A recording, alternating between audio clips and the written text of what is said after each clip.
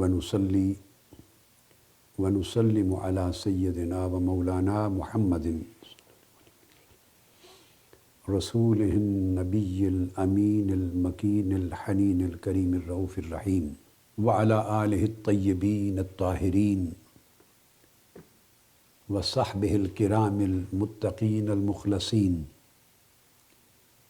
وأولياء أمته والصالحين وعلماء ملته العاملين أما بعد فأعوذ بالله من الشيطان الرجيم بسم الله الرحمن الرحيم يا أيها الذين آمنوا أطيعوا الله وأطيعوا الرسول وقال في مقام آخر أطيعوا الله ورسوله صدق اللہ مولانا العظیم۔ معزز سامعین و ناظرین، مشائخ و علماء کرام،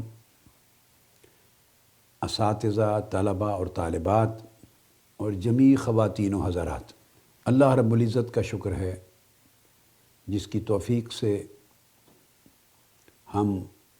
قرآن و سنت کی روشنی میں عقائد صحیحہ کے انتہائی اہم موضوع پر ایک سلسلہ وار گفتگو کر رہے ہیں۔ اس باب میں ہماری پچھلی گفتگو ختم ہوئی واو عاطفہ کی بحث پر، اور ان تمام آیات کریمہ کی ہم نے تفسیر و تشریح کی جن میں اللہ تبارک و تعالیٰ نے دو طرح سے قرآن مجید میں عطف وارد کیا ہے۔ ایک عطف اسم رسول کا اسم اللہ پر، یعنی الرسول کو بعد میں لائے، پہلے اللہ کو، اور درمیان میں واو کا عطف کلمہ واو عاطفہ آئی ہے، اور ان دونوں کو مشترک کر دیا ہے، اللہ اور اس کے رسول کو جمع کر دیا ہے، اکٹھا کر دیا ہے، امر اطیعو، اطاعت کرو اس حکم میں۔ اور دوسری قسم اس عطف کی تھی جس میں اطاعت رسول کا عطف اطاعت الہی پر، یعنی اطاعت کا عطف اطاعت پر، فرمایا اطیعوا اللہ و اطیعوا الرسول۔ ان دونوں قسموں پر ہم نے گفتگو کی اور دونوں کی حکمتوں کو بھی بیان کیا، اور بعض ائمہ، محدثین اور مفسرین کے حوالہ جات سے بھی اپنی بات کو مزید تقویت دی اور اس کی توضیح کی۔ قرآن مجید کی ان آیات کے بیان کے بعد آج ہم ذکر کریں گے کہ حضور علیہ الصلوۃ والسلام کا اور صحابہ کرام کا اپنا اسلوب بھی، اسلوب بیان یہی تھا کہ وہ واو عاطفہ کے ذریعے سوائے اس حکم کے جو اللہ تبارک و تعالیٰ کے لیے خاص ہے اور کسی مخلوق کے لیے، حتیٰ کہ کسی نبی اور رسول کے لیے بھی جائز نہیں ہو سکتا، جیسے الوہیت کا حکم ہے، خالقیت کا حکم ہے، تقویٰ کا حکم ہے، عبادت کا حکم ہے، ان کے علاوہ جمیع احکام میں اللہ تبارک و تعالیٰ نے جس طرح قرآن مجید میں جمع کیا ہے اپنے اسم کو اور رسول پاک صلی اللہ علیہ وسلم کے اسم کو، اسی طرح حدیث نبوی میں بھی اللہ اور اس کے رسول کے ناموں کو جمع کیا گیا ہے تاکہ وہ ان تمام احکام میں برابر درجے میں شریک ہوں۔ یہ جو میں نے لفظ بولا کہ برابر درجے میں ان احکام میں شریک ہوں، ایک سوال پیدا ہو سکتا ہے کہ یہ لفظ میں نے کہاں سے اخذ کیا؟ تو قبل اس کے کہ میں ان احادیث نبویہ کا حوالہ دوں، میں واو عاطفہ کی جو نحوی گفتگو ہے وہ تھوڑی سی آسان طریقے سے بیان کر دینا چاہتا ہوں تاکہ یہ بنیاد یہ بھی علمی ذہنوں میں رہے، اور اس کی بہت تفصیلات میں تاکہ یہ بحث ادق اور مشکل نہ ہو جائے نہیں جانا چاہتا۔ جتنے علماء ہیں عربی ادب کے اور نحات یعنی ائمہ نحو ہیں، یہ علم نحو کا موضوع ہے، آپ آسانی سے سمجھیں کہ عربک گرامر کا موضوع ہے، اور انہوں نے اپنی کتب میں جہاں حروف پر بحث کی ہے تو واو عاطفہ پر بھی بحث آئی ہے، اور واو عاطفہ پر بحث کرتے ہوئے کہ اس کا معنی کیا ہے، اس کے اثرات کیا ہیں، اس کے مقاصد کیا ہیں، اور یہ کیا کیا حکم مترتب کرتی ہے واو عاطفہ، اس پر بحث کر کے ایک چیز اسٹیبلش کر دی ہے، اور وہ یہ کہ واو عاطفہ دلالت کرتی ہے معطوف اور معطوف علیہ، یعنی واو عاطفہ کے بعد جو اسم آ رہا ہے وہ، اور واو عاطفہ سے پہلے جو اسم تھا وہ، یہ معطوف اور معطوف علیہ، جس پر عطف کیا گیا اور جس پر عطف ڈالا گیا، کہ معطوف اور معطوف علیہ دونوں اس حکم میں، واو عاطفہ کا معنی یہ ہے جمع ہوتے ہیں جس حکم کو وارد کیا جا رہا ہے ان دو ناموں کے لیے، دو اسماء کے لیے، دو فاعلوں کے لیے، دو شخصیتوں کے لیے، یا دو چیزوں اور دو امور کے لیے۔ تو صاف ظاہر ہے وہ جو واو عاطفہ آئی ہے اس سے پہلے ذکر ہے، جیسے تمام آیتوں میں اللہ کا ذکر ہے یا اللہ کی اطاعت کا ذکر ہے، اور واو یعنی اور، اینڈ، اس کے بعد پھر ذکر ہے ان تمام آیتوں میں یا رسول پاک صلی اللہ علیہ وسلم کا الرسول، یا اطاعت رسول کا صلی اللہ علیہ وسلم، یا حضور کی ذات اقدس کا اللہ کی ذات کے ذکر کے ساتھ، یا رسول صلی اللہ علیہ وسلم کی اطاعت کا اللہ کی اطاعت کے ساتھ۔ اب یہ جو واو سے پہلے ذکر آیا ہے اللہ کا یا اللہ کی اطاعت کا، اور واو کے بعد رسول کا یا رسول کی اطاعت کا، تو واو عاطفہ کا معنی یہ ہے کہ وہ دونوں کو جمع کر دیتی ہے اس حکم میں، اور اقتران کر دیتی ہے اور تشریک پیدا کرتی ہے اس حکم میں، دونوں کو برابر درجے میں شریک کر دیتی ہے۔ اس کو کہتے ہیں الواو العاطفہ تدل علی الجمع والاقتران والتشریک۔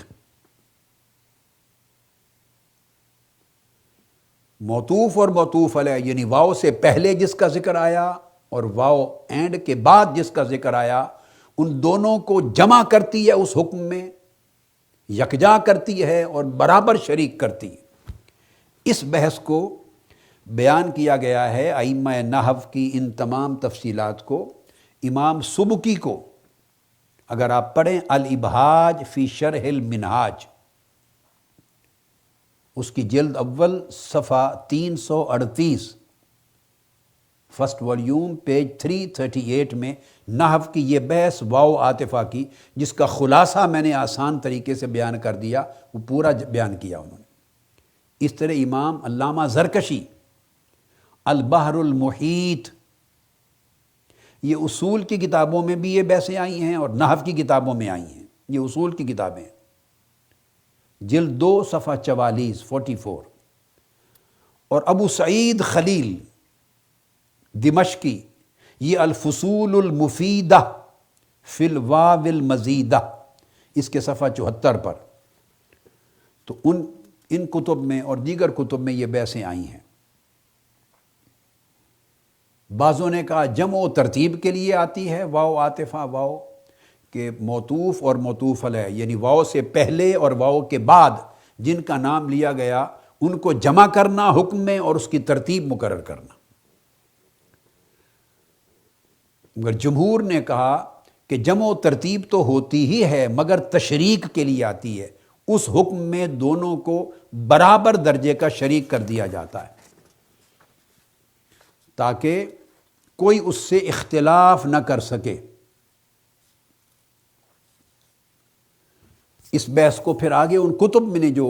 بیان کیا اس میں امام ابو علی الفارسی کی بھی بحثیں ہیں، ائمہ نحو جو بصری ہیں بصریون کی بحثیں ہیں، کوفیون کی بحثیں ہیں، ابو سعید الصرافی کی بحثیں ہیں، مختلف جو مذاہب اور سکولز ہوئے ہیں علم نحو کے، انہوں نے بڑی تفصیل کے ساتھ ان ساری چیزوں کو بیان کیا ہے اور قرآن کے حوالے دے دے کر اس کی شرح کی۔ یہ تو وہ چیز ہے پہلی جو اس وقت میں آپ کے ذہن نشین کرنا چاہتا تھا کہ جب واو عاطفہ آ گئی تو اس کا حکم کیا ہے۔ تو واو عاطفہ آ جانے کا حکم یہ ہے کہ جب فرمایا اطیعوا اللہ والرسول، تو گویا اللہ اور اللہ کے رسول کو واو عاطفہ نے اطاعت کے واجب ہونے اور لازم ہونے اور فرض ہونے کے حکم میں برابر درجے کا شریک کر دیا۔ یہ تشریک ہو گئی۔ اب رسول کی اطاعت کا واجب ہونا، اسے اللہ کی اطاعت کے واجب ہونے سے جدا ہی نہیں کیا جا سکتا۔ یہ اصول کے قاعدے کے خلاف ہے، عربک گرامر کے خلاف ہے، عربی ادب کے خلاف ہے، عربک لٹریچر کے اصول کے خلاف ہے، قرآن کے اسلوب کے خلاف ہے، اللہ کی وحی کے منشا کے خلاف ہے۔ ان دو اطاعتوں کو اب جدا کوئی کر ہی نہیں سکتا۔ جن دو اطاعتوں کو اللہ رب العزت نے ایک ہی حکم اطیعوا کہہ کر واو عاطفہ کے ذریعے جوڑ دیا ہے، ان میں اقتران پیدا کر دیا ہے، ازدواج پیدا کر دیا ہے۔ اور نمبر 2، اس کا فائدہ یہ ہوا کہ اب اللہ اور اللہ کے رسول وجوب اطاعت کے حکم میں برابر درجے کے شریک ہو گئے۔ اللہ کی اطاعت اور رسول کی اطاعت، اس کی حیثیت برابر ہو گئی اپنے وجوب میں، اپنے لزوم میں، اپنی مینڈیٹوری کیپیسٹی میں، اپنی اوبلیگیٹری کیپیسٹی میں، اپنی فرضیت میں، اپنی حجیت میں۔ وہ عاطفہ نے انہیں اس طرح جوڑ کر آپس میں باہم شریک کر دیا ہے۔ یہی وجہ ہے کہ پھر قرآن مجید میں اگر کسی چیز کا حکم نہ ہو تو چونکہ رسول کی اطاعت کو عین اللہ ہی کی اطاعت بنا دیا ہے، اور رسول کی اطاعت کا وجوب اور حجیت اللہ کی اطاعت کے واجب ہونے اور حجت ہونے کی طرح یکساں کر دیا ہے۔ یہی وجہ ہے کہ اگر کوئی حکم قرآن میں موجود نہ ہو اور رسول پاک صلی اللہ علیہ وسلم فرما دیں اپنی حدیث و سنت میں، تو وہ بھی اسی طرح واجب اور اللہ کی حد اور حکم بن جائے گا شریعت کی، جس طرح قرآن کا فرمایا ہوا حکم تھا۔ اسی وجہ سے میں نے پچھلی نشست یہاں پہ جا کے ختم کی کہ جو لوگ صرف قرآن کے حکم کو حجت مانتے ہیں اور فرمان رسول کو، حدیث رسول کو، سنت رسول کو حجت نہیں مانتے اور قرآن کی طرح یکساں حجت نہیں مانتے، تو میں نے ان کے لیے کہا تھا کہ وہ پھر کیا کریں گے؟ مچھلی کھاتے ہوئے کہاں جائیں گے؟ کیونکہ مچھلی کو تو قرآن میں کہیں حلال ثابت نہیں کر سکتا کوئی شخص، وہ تو بغیر ذبح کے کھائی گئی مردار ہے۔ وہ مردار کے حکم میں تھی جس کو قرآن نے عمومی حرمت میتہ کے تحت حرام کر دیا تھا، اس کو تو حلال کیا صرف رسول پاک صلی اللہ علیہ وسلم کی حدیث نے۔ سو جو حدیث اور سنت نبوی کو شریعت میں حجت نہ مانے، وہ مچھلی کھانا چھوڑ دیں اور گدھا کھانا شروع کر دیں۔ میں نے پچھلی نشست یہاں پر ختم کی تھی۔ اب ان کے لیے واجب ہے اور حجت ہے کہ مچھلی کھانا چھوڑ دیں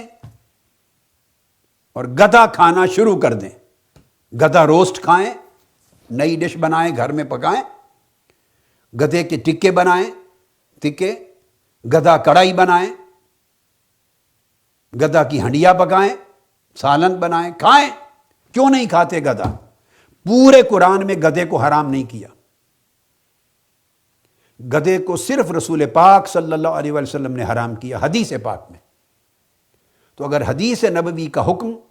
قرآن ہی کی طرح واجب نہ ہو اور شریعت نہ بنے تو میں نے کہا تھا تو پھر گدھا کیوں ترک کر رہے ہیں؟ اب اس پر میں نے چونکہ یہ کوٹ کر دی تھی بات، تو میں اس پر حدیث سے بتا دوں کہ کس حدیث سے ثابت ہے گدھے کا حرام ہونا۔ قرآن میں تو کہیں نہیں ہے، یہ بات کیٹیگوریکل ہو گئی۔ قرآن مجید نے تو گنوا دیے ہیں جو جو چیزیں حرام ہیں، فہرست دے دی ہے۔ حرمت علیکم المیتۃ والدم ولحم الخنزیر وما اہل بہ لغیر اللہ والمنخنقۃ والموقوذۃ والمتردیۃ والنطیحۃ وما اکل السبع الا ما ذکیتم الی آخر الآیہ۔ قرآن مجید نے تو جہاں جہاں جو چیز حرام ہے اس کو بیان کر دیا،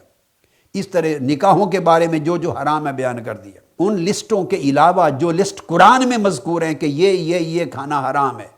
اس کے علاوہ جو کچھ ہم حرام سمجھتے ہیں وہ حدیث نبوی کی بنیاد پر ہے۔ خواہ آپ کتے بلی کو حرام جانیں، خواہ اور کئی کیڑوں مکوڑوں کو اور کئی جنگلی جانوروں کو حرام جانیں، وہ حدیث نبوی اور سنت نبوی کی بنیاد پر ہے۔ قرآن مجید کا یہ کام نہیں تھا کہ ایک ایک سبجیکٹ میں تمام تفصیلات اور تمام ڈیٹیلز اور تفریعات برانچز تک کو دے دے، یہ قرآن کا کام نہیں تھا۔ رسول اس لیے بھیجے کہ بیسکس اور فنڈامنٹلز قرآن دے دے، اور پھر باقی جہاں جہاں جو چیز قرآن جس کو ایڈریس نہیں کر رہا، رسول پاک جو موجود ہیں صلی اللہ علیہ وسلم ایڈریس کرنے کے لیے، ان کا حکم جو موجود ہے، اور اللہ نے ان کے حکم کو وہی درجہ دے دیا ہے جو قرآن کا ہے، ان کے حکم کو اور ان کے فرمان کو، حدیث و سنت کو وہی مقام دے دیا ہے جو قرآنی وحی کا اور آیت قرآنی کا ہے۔ اس وجہ سے قرآن مجید کو کوئی پریشانی نہیں تھی کہ یہ چیزیں چھوٹ گئیں تو امت کا کیا ہوگا، اور اللہ رب العزت نے بڑے آسانی کے ساتھ امت کے لیے راستے پیدا کر دیے۔ گھبراؤ نہیں، اگر میں نے قرآنی وحی میں ان چیزوں کا ذکر نہیں کیا تو میرے رسول جو موجود ہیں وہ تمہیں جو کچھ بتاتے چلے جائیں گے کہ یہ حرام ہے، حرام ہے، حرام ہے، وہ قرآن کے حرام کیے ہوئے کی طرح حرام ہو جائے گا۔ حتیٰ کہ وہ تو یہاں تک با اختیار ہیں کہ قرآن نے عمومی اصول کے تحت جن کو حرام کر دیا، عمومی اصول کے تحت، جیسے میں نے بتایا، اس میں سے بھی اگر میرا رسول ایگزیمپشن کریٹ کرنا چاہے تو ان کو لیجسلیشن کی اتھارٹی ہے، وہ لا گیور ہے، وہ محل الطیبات وہ محرم الخبائث ہے، وہ ایگزیمپشن بھی کریٹ کر سکتا ہے، تو وہ ایکسیپشن بھی تمہارے لیے اسی طرح حلال ہوگی جیسے قرآن مجید نے خود ایکسیپشن کریٹ کر کے حلال کر دی ہو۔ اب بات چونکہ گدھے کی حرمت کی ہو رہی تھی، یہ میں نے ہے کڑوی سی بات اور سچ بات ہے، کہتے ہوئے میری طبیعت پہ بھی بوجھ آ رہا ہے میں چاہتا نہیں تھا، بہت میری طبیعت پہ بوجھ آ رہا ہے کہ کیا مثال میں نے دے دی، مگر اس مثال کو سمجھائے بغیر کچھ کند ذہنوں کے مغز میں بات اترنی نہیں تھی، ان کے دماغوں میں بات ڈالنے کے لیے ضروری تھا کہ یہ مثال دی جائے، اور یہ ہر بچہ بھی سمجھ جائے گا اور ان پڑھ ہل چلانے والا بھی سمجھ جائے گا کہ سنت نبوی کا مقام کیا ہے اور کیا حجت ہے اور کیا نہیں۔ تو حدیث پاک میں ہے، صحیح بخاری میں، کتاب الجہاد والسیر، صحیح بخاری کی، اور باب التکبیر عند الحرب، یہ باب ہے، حدیث نمبر ہے صحیح بخاری کا 2829، 2829، یہ حدیث نمبر ہے۔ انس ابن مالک رضی اللہ تعالیٰ عنہ حدیث کے راوی ہیں۔ یہ میں نے واقعہ کل بیان کر دیا تھا، وہ فرماتے ہیں، قال فنادا مناد النبی صلی اللہ علیہ وآلہ وسلم، آقا علیہ السلام نے ایک صحابی کو بھیجا منادی کرنے کے لیے، اور کہا جا کے منادی کرو، اور آقا علیہ السلام کے حکم پر صحابی نے ان الفاظ کے ساتھ منادی کی، اعلان کیا، کہا ان اللہ ورسولہ ینہیانکم عن لحوم الحمر فإنہا رجس، کہا کہ اللہ اور اللہ کے رسول نے تمہیں گدھوں کا گوشت کھانے سے منع کر دیا ہے اور ان کو حرام یعنی رجس، پلید ڈکلیئر کر دیا۔ وفی روایت فَأَمَرَ مُنَادِيًا فَنَادَى فِي النَّاسِ إِنَّ اللَّهَ وَرَسُولَهُ يَنْهَيَانِكُمْ عَنْ لُحُومِ الْحُمُرِ الْأَهْلِيَّةِ، اور آگے صحابی کہتے ہیں وَأُكْفِئَتِ الْقُدُورِ وَإِنَّهَا لَتَفُورُ بِاللَّحْمِ، وہ گدھے ذبح کر کے اس کے گوشت کو چھیل چھال کے پکا رہے تھے، سالن، ہنڈیا بھری ہوئی تھی، ابل رہے تھے گوشت، کہ آقا علیہ السلام نے حکم دیا ایک صحابی کو بلا کے کہ جاؤ میری طرف سے ندا کرو، اعلان کر دو کہ اللہ اور اس کے رسول نے گدھوں کا گوشت حرام کر دیا ہے، یہ رجس ہیں، پلید ہیں۔ اب یہاں ایک بڑا آسان سا سوال ہے، اور سننے والے جن کے ذہن میں اس مسئلے پر تردد یا تأمل ہے وہ خود اس کا جواب تلاش کریں، جن کے ذہن میں کنفیوژن ہے وہ دور کرنا چاہتے ہیں، خود تلاش کریں کہ آقا علیہ السلام نے فرمایا صحابی کو کہ جا کے یہ کہو کہ اللہ اور اس کے رسول نے ینہیانکم، تثنیہ کا صیغہ ہے، دونوں نے حرام کر دیا ہے گدھوں کا گوشت، سو انڈیل دو، پھینک دو اپنی ہنڈیا کو، یہ حرام ہے، رجس سے پلید ہیں۔ سوال یہ ہے کہ رسول نے تو حرام کیا، کیونکہ رسول پاک صلی اللہ علیہ وسلم نے ہی صحابی کو بھیجا منادی کرنے کے لیے، اور آقا علیہ السلام کے حکم پر وہ منادی کر رہا ہے، اعلان کر رہا ہے، اور پکتے ہوئے گوشت اور سالن پھینکوا رہا ہے۔ آقا علیہ السلام نے تو کیا حرام، منع کیا، اللہ نے کہاں کیا ہے منع؟ یہ میرا سوال ہے۔ جو لوگ رسول کے حکم کو اللہ کے حکم سے جدا سمجھتے ہیں اور رسول کے حرام کرنے کے عمل کو، اختیار کو اللہ کے حرام کرنے سے مختلف سمجھتے ہیں، یعنی وہ تحریم جو قرآن میں آئے، جو لوگ اس تحریم سے اسے جدا سمجھتے ہیں جو تحریم سنت اور حدیث میں آئی ہے، یا حضور علیہ السلام کو تحریم کا اختیار نہیں مانتے کہ آقا علیہ السلام کے پاس صرف اچھائی کا حکم دینے، برائی سے منع کرنے جو قرآن میں آئی ہے اس کی اطلاع کرنے کا اذن تو ہے، مگر حلال کرنے یا کسی کو حرام قرار دینے کا اختیار نہیں جو قرآن میں بیان نہ ہو۔ جو لوگ اس وہم میں، گمراہی میں مبتلا ہیں، اب وہ اپنے آپ سے سوال کریں کہ ان اللہ نے بھی اور اس کے رسول نے اس کو منع کر دیا، حرام ڈکلیئر کر دیا، بتائیے اللہ نے کہاں حرام ڈکلیئر کیا ہے؟ اللہ نے کہاں منع کیا ہے؟ الحم سے والناس تک پورے قرآن مجید کی ایک آیت نہیں ہے جس میں اللہ نے گدھوں کو حرام ڈکلیئر کیا ہو اور گدھے کا گوشت کھانا حرمت اس میں بیان کر دی ہو۔ مگر رسول پاک صلی اللہ علیہ وسلم نے فرمایا جاؤ کہو اللہ اور اس کے رسول نے ینہیانکم، دونوں نے حرام کر دیا ہے، منع کر دیا گدھوں کا گوشت کھانا۔ تو اللہ اور اس کے رسول دونوں کو جمع کیوں کیا؟ یہ نقطہ جواب اس کا واو عاطفہ دے گی۔ واو عاطفہ کا کام یہ ہے کہ اگر اسم الہی اور اسم رسول کے درمیان آ گئی واو عاطفہ اور ینہیانکم حرام قرار دے دیا، منع کر دیا، اس حکم میں واو عاطفہ دونوں کو برابر درجے میں شریک کر دیتی ہے اور دونوں کے حکم میں وحدت اور عینیت پیدا کر دیتی ہے، ڈکلیئر کر دیتی ہے کہ یہ دونوں order one and the same thing ہے، ان میں ڈویلٹی نہیں رہی، اس میں دوئی نہیں رہی، غیریت نہیں رہی، تفریق نہیں رہی۔ سو اس لیے اگر اللہ کسی چیز کو حرام کرے تو اللہ پاک یوں فرما دیتا ہے کئی بار کہ اللہ اور اس کے رسول نے ایسا کر دیا۔ رسول حرام فرمائیں تو وہ فرما دیں گے اللہ اور اس کے رسول نے ایسا کر دیا۔ اب میں یہی جو نقطہ ہے اس کے اوپر ایک اور آیت کریمہ کوٹ کر کے آپ کو سمجھاتا ہوں قرآن مجید سے۔ قرآن مجید میں سورہ حجرات کی پہلی آیت ہے، ارشاد فرمایا گیا یا ایھا الذین آمنوا لا تقدموا بین یدی اللہ ورسولہ، اے ایمان والو اللہ اور اللہ کے رسول کے اوپر کسی معاملے میں پہل نہ کیا کرو۔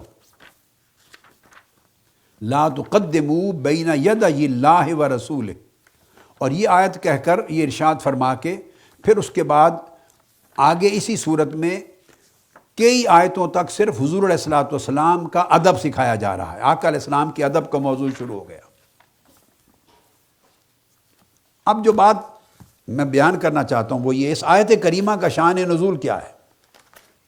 یہ آیت یوں اتری کہ بقرعید کا دن آقا علیہ الصلوۃ والسلام کی سنت تھی، طریقہ تھا کہ پہلے نماز عید پڑھا کر اس کے بعد جا کر قربانی کا جانور ذبح فرماتے۔ بعض لوگوں نے، صحابہ کرام میں سے بعض نے ذرا جلدی کرنے کے لیے کہ قربانی ہے اللہ کے حضور جلد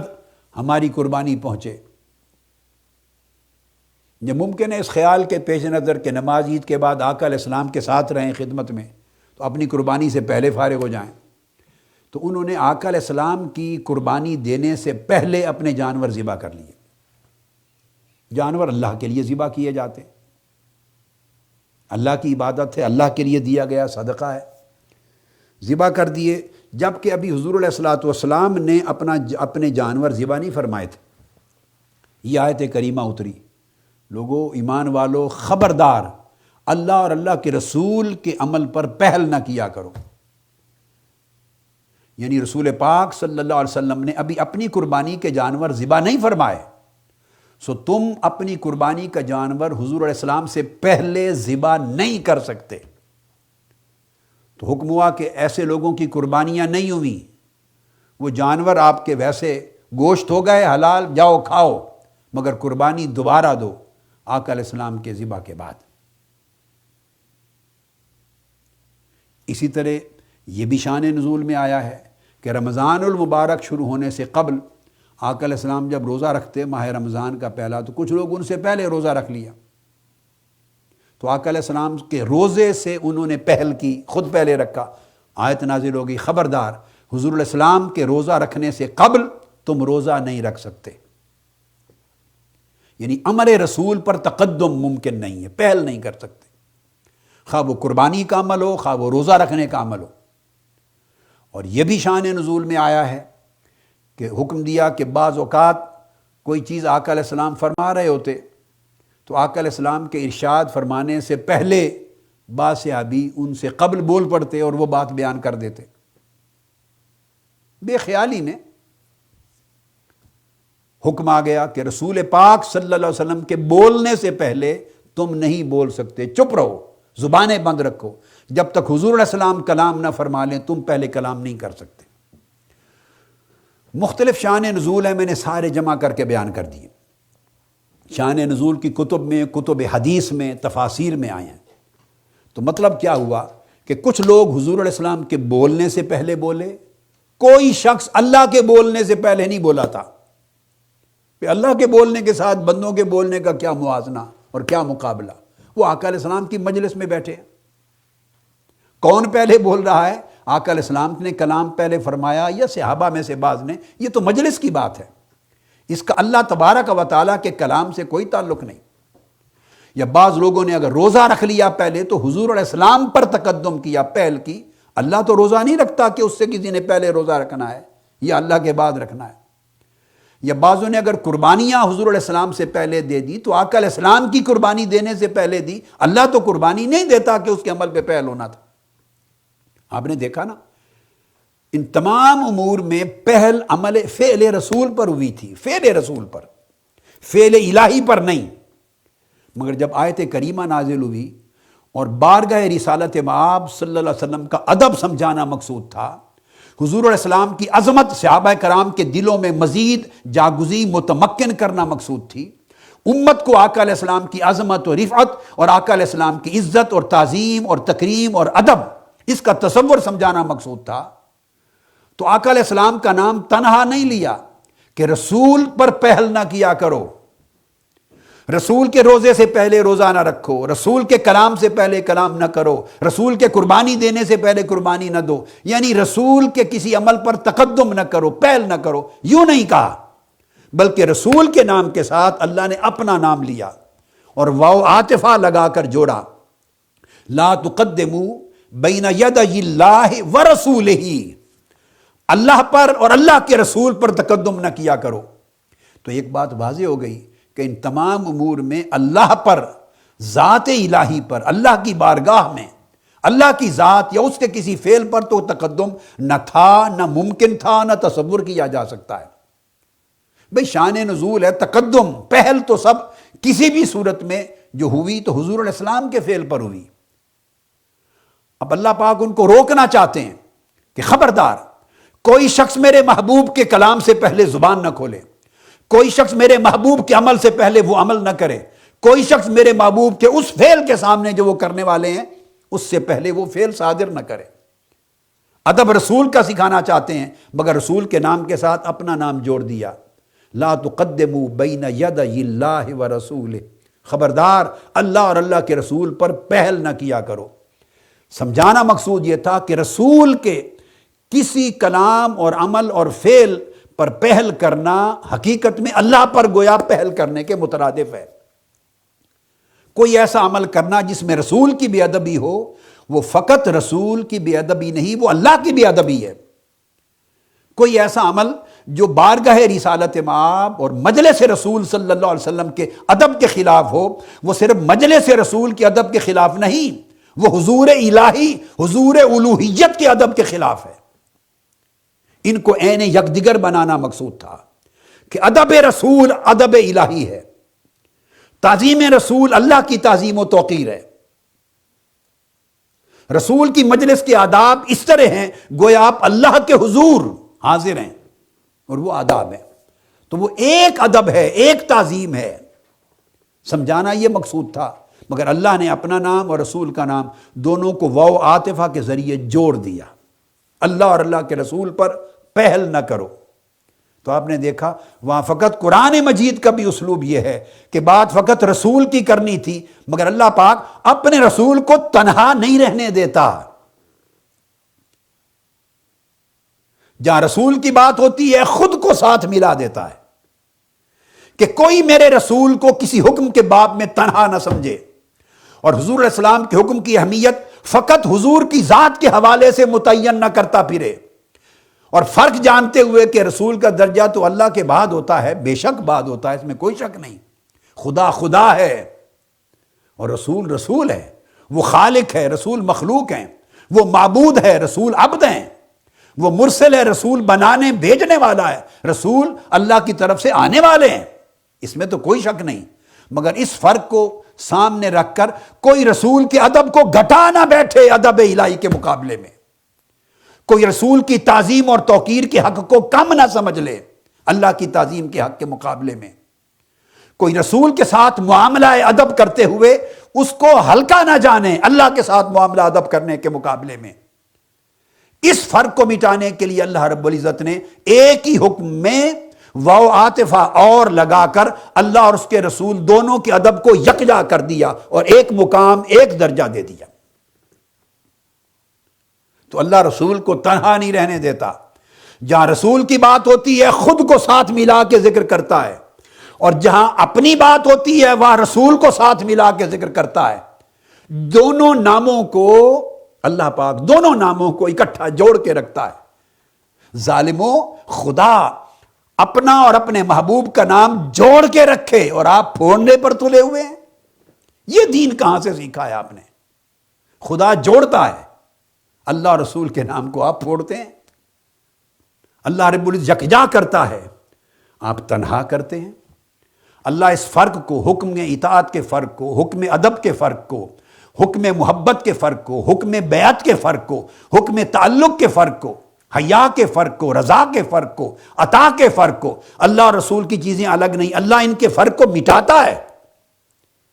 آپ ان میں فرق ڈالتے ہیں۔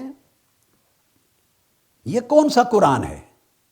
یہ کون سی حدیث ہے؟ یہ کون سی شریعت ہے؟ یہ کون سا دین اسلام ہے؟ کس نے بھیجا ہے؟ کون لایا ہے؟ کس نے آپ کو دیا ہے؟ یہ وہ دین اسلام تو نہیں ہے جو اللہ نے بھیجا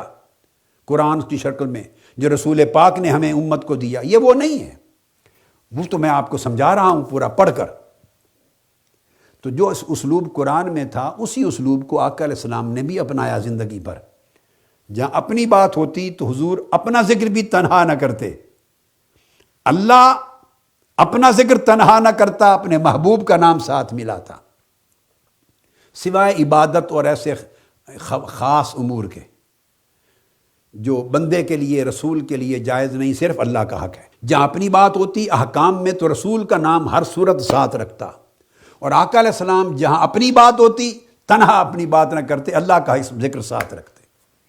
تاکہ لوگ حکم کی اہمیت میں تفریق نہ کرنے لگ جائیں۔ اس فتنے کو کاٹنا، جڑ کاٹنا مقصود تھی، جو فتنہ آج ایک عرصے سے بپا ہے۔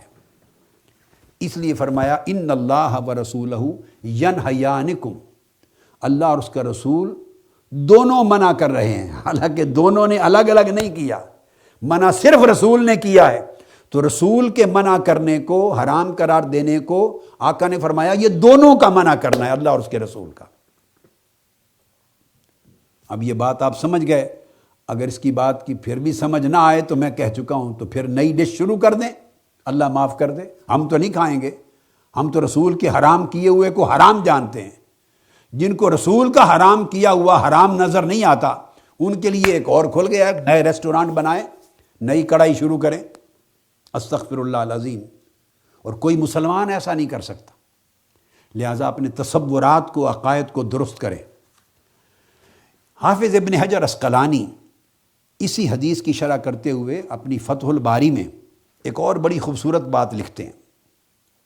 فتح الباری تو میں نے صحیح بخاری کی کتاب بتا دی، کتاب الجہاد والسیر، باب التکبیر عند الحرب، اور حدیث نمبر بتا دیا 2829، 2829۔ تو جب حدیث آپ نمبر آ گیا تو پھر شرح کی جب کتاب ہوتی ہے تو اسٹریٹ اوے آپ اسی حدیث پر چلے جاتے ہیں، صفحات آگے پیچھے ہوتے رہتے ہیں، شروع میں متابع میں مختلف پرنٹس ہوتے ہیں۔ تو امام عسقلانی لکھتے ہیں کہ روایت سفیان میں جو انہوں نے آگے بیان کیا اسی شرح میں، وہ کہتے ہیں کہ لفظ تو یہ آئے ہیں جو آپ نے سنے، ان اللہ و رسولہ ینہیانکم، اللہ اور اس کا رسول دونوں نے منع کر دیا ہے، لیکن فرماتے ہیں کہ حضرت سفیان کی روایت اسی حدیث کی، اس میں لفظ افراد کے ساتھ آیا ہے ینہاکم۔ یہ اور بڑی خوبصورت بات کی، فرماتے ہیں روایت عبد الوہاب میں تثنیہ کے ساتھ آیا ہے ینہیانکم، جو ہم نے پڑھا بخاری شریف سے، اور روایت سفیان میں لفظ آیا ہے ینہاکم واحد کے ساتھ کہ منع کرتا ہے۔ اب ترجمہ سن لیں، اور وہ فرماتے ہیں کہ میں آپ کو روایت حافظ ابن عسقلانی کی بتا دوں،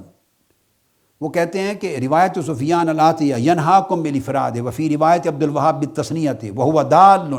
علی جواز جمع فی ضمیر واحد۔ ایک نکتہ انہوں نے بیان کیا ہے کہ ضمیر واحد میں جمع کو بھی استعمال کیا جا سکتا ہے معنی کے لحاظ سے، یعنی ایک ضمیر واحد کی ہو اور ایک سے زائد کو مراد لے لیا جائے۔ اب وہ بیان یہ کرتے ہیں کہ اگر دوسری روایت لی جائے وہ بھی صحیح بخاری کی، تو اس کے لفظ ہیں ان اللہ و رسولہ ینہاکم، جس کو حافظ عسقلانی نے کہ اللہ اور اس کا رسول منع کرتا ہے، پھر معنی یہ ہوگا، غور سے دیکھیے، پہلا جو اصل متن ہے صحیح بخاری کا وہ ہے ان اللہ و رسولہ ینہیانکم، اللہ اور اس کے رسول دونوں نے منع کر دیا، دونوں منع فرما رہے ہیں۔ یہ جو گدھے ہیں ان کا گوشت کھانے سے وہ رجس ہیں، ناپاک ہیں، حرام ہیں۔ اور اگر دوسری روایت سفیان سے اس کو پڑھا جائے تو ہوگا ان اللہ و رسولہ ینہاکم، تو مطلب یہ ہوگا کہ اللہ اور اس کا رسول اس نے منع کر دیا ہے، گویا دونوں نے منع کر دیا ہے۔ تو عربی میں واحد کا ایک صیغہ لگا کر دونوں کا منع کرنا شامل کر دیا ہے، یہ کیس اسٹیبلش کرنے کے لیے کہ اللہ کا اور رسول کا منع کرنا الگ الگ دو منع کرنا نہیں ہے، اللہ کا منع کرنا ہی رسول کا منع کرنا، اور رسول کا منع کرنا ہی اللہ کا منع کرنا ہے، بھلے ضمیر جو ہے وہ صیغہ ضمیر واحد کی لگا دیں، بھلے تثنیہ دو کی لگا دیں، فرق نہیں پڑتا کہ اللہ اور رسول کی جو حرمت ہے وہ ایک ہی حرمت ہے، اور اللہ رسول کی تحریم حرام قرار دینا ایک ہی حرام قرار دینا ہے، اور اللہ رسول کا منع کرنا کسی شے سے ایک ہی منع کرنا ہے۔ تو یہ اس حدیث کو میں نے واضح کر دیا سمجھانے کے لیے کہ واو عاطفہ کے ساتھ اللہ تبارک و تعالیٰ نے حضور صلی اللہ علیہ وآلہ وسلم کو ہمیشہ ان تمام احکامات میں اپنے نام کے ساتھ جمع کیا۔ اب یہی اسلوب میں نے عرض کیا آقا علیہ السلام کا اپنے، جیسے آپ نے دیکھ لیا صحیح بخاری کی اس حدیث میں، یہ آقا علیہ السلام بھی اپناتے اور صحابہ کرام بھی اپناتے، اور اب میں ان احادیث کو تیزی کے ساتھ کوٹ کروں گا۔ آج کی نشست میں تھوڑا ٹائم ہے، میں وہ دے لوں گا، پھر باقی اگلی نشست میں آئیں گی، سمجھانے کے لیے کہ قرآن مجید کی طرح آقا علیہ السلام کا اسلوب اور طریقہ کار اور صحابہ کرام کا بھی یہی تھا، یعنی دین کا سٹینڈرڈ یہ ہے۔ اب حضرت عائشہ صدیقہ رضی اللہ تعالیٰ عنہ کا کلام سن لیجئے، وہ روایت کرتی ہیں، اور جو حدیث میں سنا رہا ہوں یہ بھی صحیح بخاری کی کتاب الکفالہ باب الدین، اور یہ حدیث متفق علیہ تو صحیح مسلم میں بھی ہے کتاب الفرائض باب من ترک مالا فہو لورثتہ۔ امام بخاری اس کو قرض کے باب میں لائے ہیں، اور امام مسلم نے یہ باب بنایا کہ اگر کوئی شخص مال چھوڑ کے مرے تو اس کے مالک ورثاء ہوتے ہیں۔ صحیح مسلم کی حدیث نمبر ہے 1619 1619 ان عائشہ رضی اللہ تعالیٰ عنہ، ام المومنین حضرت سیدہ عائشہ صدیقہ رضی اللہ تعالیٰ عنہ روایت کرتی ہیں، وہ کہتی ہیں کہ رسول پاک صلی اللہ علیہ وآلہ وسلم نے سعد بن معاذ کو قالت ان رسول اللہ صلی اللہ علیہ وسلم قال لسعد بن معاذ فی قصۃ محاصرۃ بنی قریظہ، بنو قریظہ کا محاصرہ کیا گیا تھا، اس واقعہ میں حضرت سعد کو بھیجا فیصلہ کرنے کے لیے، حکم بنا کر، ثالث بنا کر۔ تو وہ جو انہوں نے فیصلہ کیا اس پر آقا علیہ الصلوۃ والسلام نے فرمایا حضرت سعد کو، انہوں نے کہا لقد حکمت بحکم اللہ و حکم رسولہ، سعد تو نے صحیح فیصلہ کیا اللہ کے حکم اور اللہ کے رسول کے حکم کے مطابق۔ حکم آقا علیہ السلام نے دیا تھا، مگر فرمایا تو نے اللہ اور اللہ کے رسول کے حکم کے مطابق فیصلہ کیا ہے۔ آقا علیہ السلام نے اسی طرح واو عاطفہ کے ساتھ اللہ کا حکم اور رسول کا حکم جوڑ دیا۔ تو نہ اللہ نے اپنے حکم اور رسول کے حکم کو کبھی پھوڑا اور جدا کیا، نہ رسول پاک صلی اللہ علیہ وسلم نے اپنے عمل میں اپنا حکم اور اللہ کا حکم اس کو کبھی جدا کیا، اکٹھا رکھا۔ اب ایک اور حدیث ہے، وہ ابو ہریرہ رضی اللہ تعالیٰ عنہ حدیث کے راوی ہیں، اور جو حدیث ابھی کوٹ کر رہا ہوں اس میں آقا علیہ السلام نے فرمایا انا اولا بالمؤمنین من انفسہم فمن ترک دینا فالیہ۔ یہ بھی متفق علیہ حدیث ہے بخاری مسلم کی، کہ میں مومنوں کی جانوں سے بھی زیادہ قریب ہوں ان کے۔ یہ لفظ بھی آقا علیہ السلام کے، آقا کی حدیث و سنت کے قیامت تک اہل ایمان کے لیے حجت ہونے پر دلالت کرتی ہے۔ میں ان کی جانوں سے بھی زیادہ رکھوالا ہوں، ان کی جانوں سے بھی زیادہ محبوب ہوں، ان کی جانوں سے بھی بڑھ کر ان کا محافظ و ذمہ دار ہوں، اور ان کی جانوں سے بھی بڑھ کر ان کے قریب ہوں۔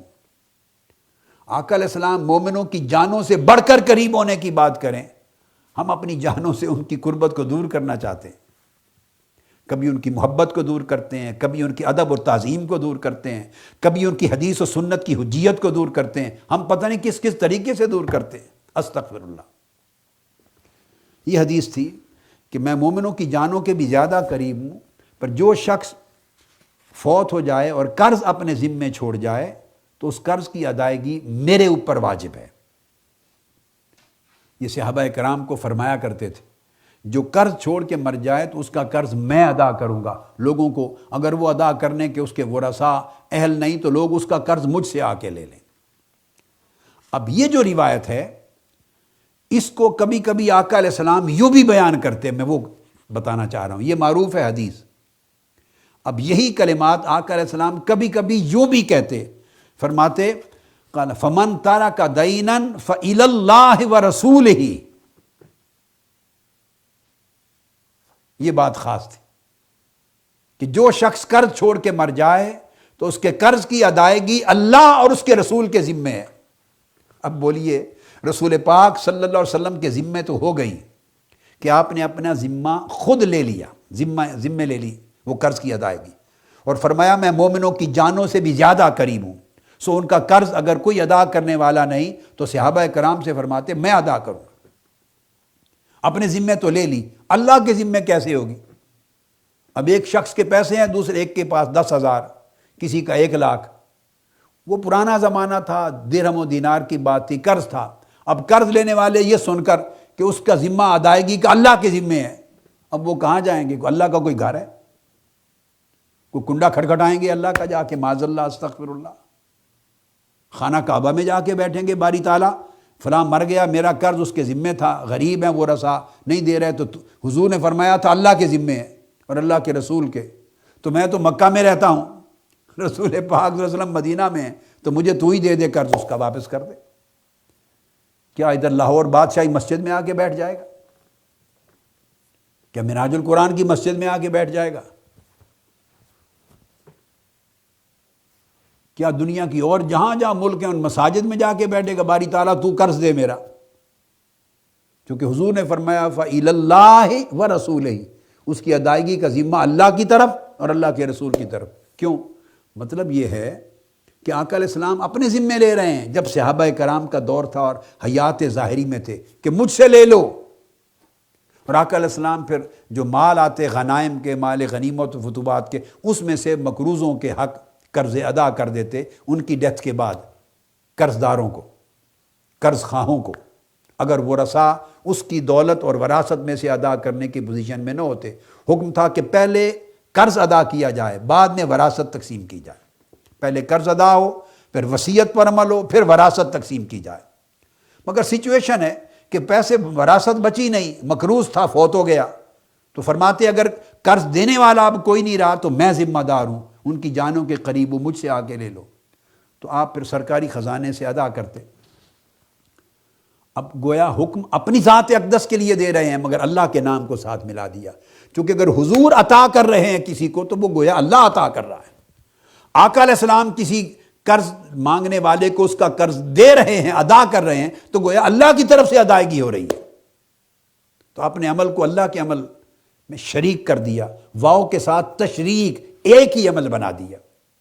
اب آپ کے ذہن میں ایک سوال پیدا ہو سکتا ہے کہ اس کا اطلاق آج کیسے ہوگا؟ بڑی سادہ سی بات ہے بھائی، جب فرما دیا وَإِلَى اللَّهِ وَرَسُولِهِ یا وَإِلَيَّ میرے ذمے ہے، تو اب حضور کے اس حوالے سے حضور کے نائبین امت مسلمہ میں جب اسلامی ریاست بن گئی تو حکمرانوں کے ذمے ہو گیا۔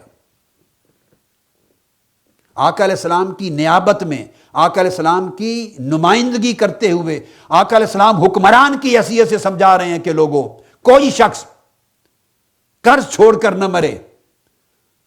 اگر لوگ مقروض ہوں اور مر جائیں اور ان کا قرض غریب بچے ادا کرنے کے قابل نہ ہوں تو قیامت کے دن مقروض پوچھا جائے گا، اور اس کا عذاب اور وبال اس ریاست کے صدر، وزیر اعظم، گورنر، وزیر اعلیٰ اور وزیروں کے اوپر ہوگا جو قوم کے خزانے کے اوپر وارث ہیں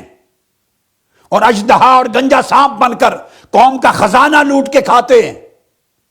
جہاں لوگ قرض کے بغیر زندہ نہیں رہ سکتے، بھوک سے مر رہے ہیں، قرض ان کی زندگی کا سہارا ہے، اور قرض مر گئے، کسی قرض والے کو قرض ادا نہیں ہو سکتا، تو یہ جو عذاب اور وبال ہوگا اس کا ذمہ داری ریاست پر ہوگی، حکومت پر ہوگی، کہ وہ اپنی ریاست میں، سوسائٹی میں ایک شخص بھی ایسا نہ چھوڑے جو قرض چھوڑ کے مرے۔ ہر شخص کو اتنے وسائل مہیا ہو کہ وہ قرض لیے بغیر زندگی گزارے، اور اگر قرض لے تو قرض ادا کر کے مرے، یا پچھلے قرض ادا کر سکیں وسائل میں سے، مقروض حالت میں کوئی نہ مرے۔ یہاں پوری سوسائٹی کے کروڑوں لوگ قرض کی حالت میں جی رہے ہیں، قرض کی حالت میں مر رہے ہیں، قرض تو قرض رہا، اب تو حرام کھا کر جی رہے ہیں، اور حکمرانوں کو سرے سے اس کی پرواہ نہیں ہے۔ تو یہ گویا اب شریعت نے فرض قائم کر دیا، اللہ اور اللہ کے رسول کے ذمے ہونے کا مطلب ہے اسلامی حکمرانوں کے ذمے، اسلامی حکومت کے ذمے، سلطنت کے ذمے، ریاست کے ذمے ہے کہ قومی خزانے سے ادا کرے۔ تو آج یہ ان دو حدیث کے بیان پر اکتفا کرتے ہیں، اور انشاءاللہ تعالی اگلی نشست سے اسی مضمون کو آگے تکمیل کریں گے۔ وما علینا الا البلاغ۔